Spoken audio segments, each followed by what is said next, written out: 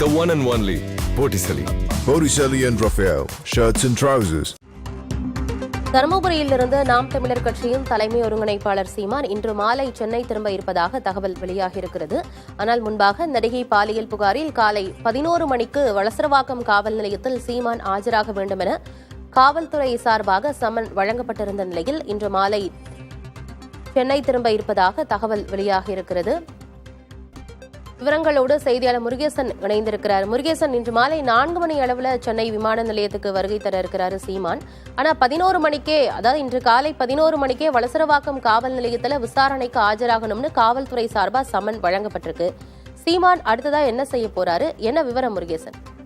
ஆனந்தி, நடிகை விஜயலட்சுமி கொடுத்த பாலியல் புகார் அடிப்படையில் சீமான் நேற்றைய தினம் காலையில் வளசரவாக்கம் காவல் நிலையத்தில் ஆஜராக வேண்டும். ஆனால் அவருக்கு பதிலாக அவருடைய கட்சி வழக்கறிஞர்கள் பிரிவினை சேர்ந்தவர்கள் சென்று சீமான் ஆஜராக 4 வார காலம் அவகாசம் கொடுக்க வேண்டும் என்று மனு கொடுத்து வந்தனர். அந்த சூழ்நிலையில் திடீரென்று வளசரவாக்கம் காவல் நிலையத்திலிருந்து சீமான் வீட்டிற்கு வந்து நீலாங்கல் உள்ள இடத்தில் வந்து ஒரு சம்மனை ஒட்டினார்கள். அவர்கள் கொடுக்க முயன்ற போது அதனை யாரும் வாங்க மறுத்ததால், சீமான் வீட்டில் இருந்து அவர் மனைவி வாங்க மறுத்ததால் கதவில் ஒட்டி சென்றனர். அப்போது இன்று காலை, அதாவது இன்றைய தினத்தில் 11 மணிக்கு சீமான் ஆஜராக வேண்டும், இல்லை என்றால் கைது செய்வோம் என்று அந்த சம்மனை ஒட்டி சென்ற நிலையில் சீமான் வீட்டில் இருந்தவர்கள் அந்த சம்மனை கிழித்தார்கள். இந்த சம்பவத்தை தொடர்ந்து சீமான் வீட்டில் இருந்த காவலாளியும் அந்த கிழித்தவரும் கைது செய்யப்பட்டிருக்கார்கள். சீமான் வீட்டு காவலாளி துப்பாக்கி கட்டி மிரட்டியதாக அவர் மீது கொலை முயற்சி வழக்கம் போடப்பட்டுள்ளது.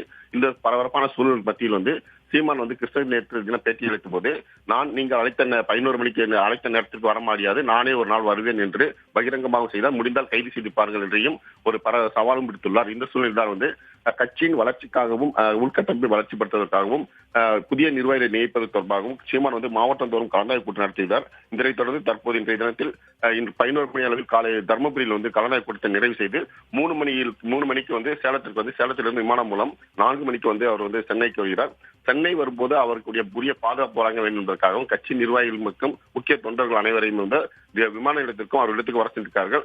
ஏற்கனவே சீமான் தரப்பில் வழக்கறிஞர் பிரிவினர் சென்று அவர் ஆஜராக விலக்களிக்க வேண்டும், 4 வார கால அவகாசம் கேட்ட நிலையில் தற்போது சீமான் 11 மணிக்கு ஆஜராக கைது செய்வோம் என்ற சூழ்நிலையில் காவல்துறை சம்மன் அனுப்பிய நிலையில் சீமான் சென்னை வரும்போது அவர் கைது செய்யப்படுவாரா அல்லது நேரடியாக வளசரவாக்கம் காவல் நிலையத்தில் சென்று விசாரணைக்கு ஆஜராவாரா என்ற ஒரு பரபரப்பான ஒரு சூழல் ஏற்பட்டிருக்கிறது. ஆனந்தி, நன்றி முருகேசன்.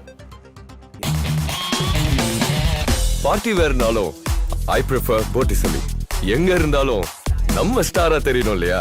வெரைட்டியான கலர்ஸ், நியூ டிசைன்ஸ், அதுக்கு மேல star look. The one and only Botticelli. Botticelli and Raphael, shirts and trousers.